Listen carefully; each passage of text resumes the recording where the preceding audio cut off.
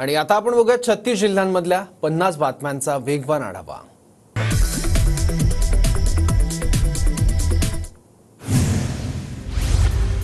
नववर्षानिमित्त पंढरपूरमधील विठ्ठल रुक्मिणी मंदिरात आकर्षक फळाफुलांची सजावट, सावळ्या विठुरायाचं रूप अधिकच खुललं।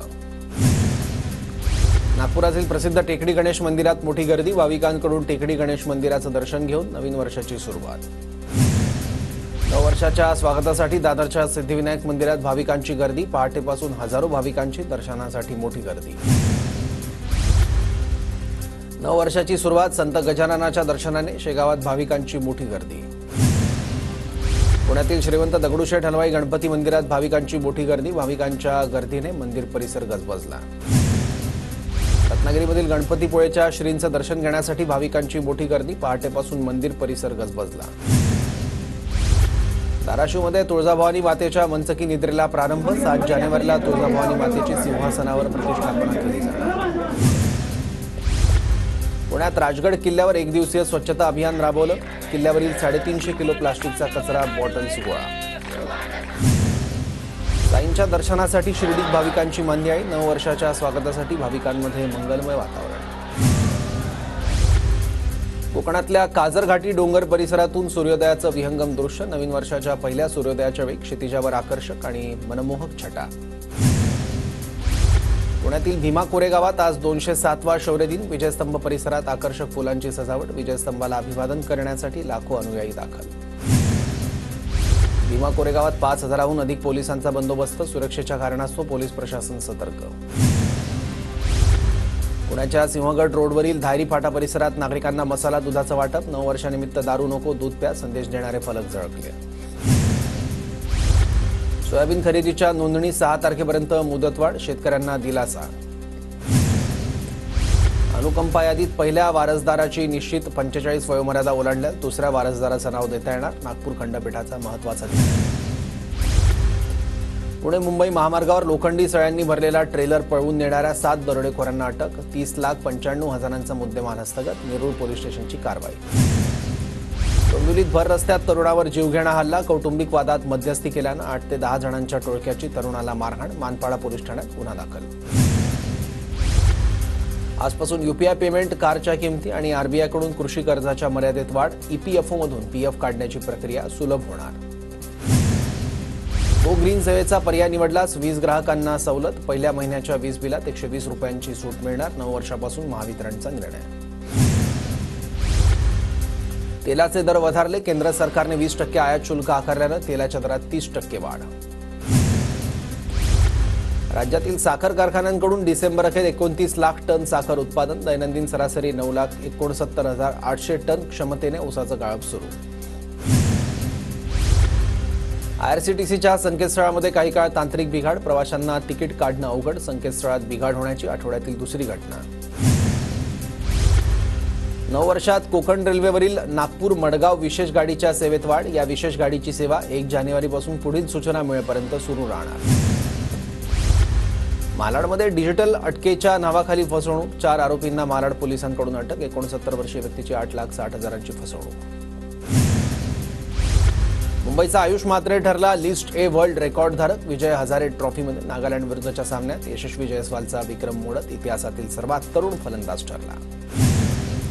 सांगलीच्या विश्रामबागमध्ये 25,000ची लाच मागितल्याप्रकरणी पोलीस कर्मचाऱ्याला अटक, लाचलुचपत विभागाची कारवाई। गोंदिया शहरात एकाच रात्रीत 5 दुकानात दरोडा, दरोड्यात लाखोंची रोकड लंपास, व्यापाऱ्यांकडून पोलिसांच्या पेट्रोलिंगवर प्रश्न निर्माण। जालन्यात चोर समजून जमावाची 3घांना बेदम मारहाण, परतूर पोलिसात 45 जणांविरोधात गुन्हा दाखल, गुळखंड तांडा इथली घटना। हिंगोलीतील पोलीस कर्मचारी गोळीबार प्रकरणातील मृतांची संख्या 3वर, पत्नी मेवण्यानंतर सासूचाही उपचारादरम्यान मृत्यू, कौटुंबिक वादातून पोलीस कर्मचाऱ्यांकडून कुटुंबियांवर गोळीबार। धाराशिवच्या उमरग्यात मशिनरीचं दुकान फोडून 17 लाखांची चोरी, चोरट्यांकडून मोटारी पंप, विजेच्या वायर असं महागडं साहित्य लंपास, पोलिसांकडून चोरट्यांचा तपास सुरू। सोलापूरच्या रायगावात एसटी बस पलटी, 30 ते 35 प्रवासी किरकोळ जखमी, स्टेअरिंग रॉड तुटल्यानं अपघात झाल्याची प्राथमिक माहिती। धुळ्यात भक्तिमय वातावरणात पांझरा नदीची महाआरती संपन्न, नागरिकांची मोठ्या संख्येने उपस्थिती। धुळे कृषी उत्पन्न बाजार समितीमध्ये भाजीपाल्याची मोठ्या प्रमाणात आवक. टोमॅटो, वांग्याची कॅरेट अवघे 100 ते 120 रुपये. शेतकरी संकटात. धुळ्याच्या शिरपूरमध्ये अवैध दारू वाहतूक करणाऱ्याच्या मुसक्या आवळल्या. 1,88,440 रुपयांचा दारू साठा हस्तगत. राज्य उत्पादन शुल्क विभागाची कारवाई. धुळ्यात ढगाळ वातावरणाचा पिकांवर परिणाम. शेतकऱ्यांकडून गहू हरभऱ्यावर फवारणी. धुळ्यात इतिहासाचार्य विका राजवाडे यांच्या पुण्यतिथीनिमित्त व्याख्यानमालेचं आयोजन. राजवाड्यांची संशोधन केलेली ग्रंथसंपदा जपली पाहिजे. जिल्हाधिकाऱ्यांची प्रतिक्रिया. नंदुरबार जिल्ह्यात मोठ्या प्रमाणावर रुग्णवाहिका नादुरुस्त अवस्थेत. सामाजिक संघटनेकडून रुग्णवाहिका तातडीने दुरुस्त करण्याची मागणी. नंदुरबार जिल्ह्यातून जाणाऱ्या बऱ्हाणपूर अंकलेश्वर महामार्गाची दयनीय अवस्था. महामार्गाचं काम संथ गतीनं. नागरिकांना नाहक त्रास. शहादा आगारातील अनेक बसेस उशिरानं धावत असल्यानं पालकांचा संताप. बसमुळे विद्यार्थी वेळेवर शाळेत पोहोचत नसल्यानं शैक्षणिक नुकसान होत असल्याचा आरोप. सांगलीत कुंडल योजनेचा वीज पुरवठा खंडित. 13 गावांची तब्बल 3.25 कोटींची थकबाकी. पाणीपट्टी भरण्याचं आवाहन. साताऱ्याच्या पाटणमधील खळे गावात खासगी जागेत सिमेंट रस्ता बांधल्याचा प्रकार. संबंधित जागा मालकाची सार्वजनिक बांधकाम विभागाकडे तक्रार. चंद्रपूर जिल्ह्यात 91% नागरिकांची ईव्हीएमऐवजी मतपत्रिकेला पसंती. कृषी महोत्सवात ओबीसी सेवा संघातर्फे आवाज जनतेच्या उपक्रमातील निकाल. अलिबागच्या रेवदंडा समुद्र किनाऱ्यावर फरारी कार चालवणाऱ्यावर गुन्हा दाखल. लोकांच्या जीवाला धोका निर्माण केल्याप्रकरणी गुन्हा. फरारी कार वाळूत रुतल्यानंतर बैलगाडीच्या साहाय्यानं बाहेर काढण्यात आली होती. महाबळेश्वरमध्ये पर्यटकांकडून नववर्षाचं स्वागत. वेण्णालेक बोटिंग क्लबला 5 दिवसात 17 लाख रुपयांचं उत्पन्न. साताऱ्याच्या पाटणमधील खळे गावात खासगी जागेत सिमेंट रस्ता बांधल्याचा प्रकार. संबंधित जागा मालकाची सार्वजनिक बांधकाम विभागाकडे तक्रार. चंद्रपूर जिल्ह्यात 91% नागरिकांची ईव्हीएमऐवजी मतपत्रिकेला पसंती. कृषी महोत्सवात ओबीसी सेवा संघातर्फे आवाज जनतेच्या उपक्रमातील निकाल. मुंबईच्या दिंडोशीत पतीकडून पत्नीचा खून. लग्नानंतर दुसऱ्या पुरुषासोबत फिरल्याच्या रागातून पतीकडून पत्नीची हत्या. आरोपी पतीला पोलिसांकडून अटक. कल्याण अल्पवयीन मुलीवरील अत्याचार प्रकरणात नवीन माहिती समोर. फरार होण्याआधी आरोपी विशाल गवळीकडून सोशल मीडियावरील सर्व पोस्ट डिलीट. ओळख पटू नये यासाठी डिजिटल ओळख मिटवली.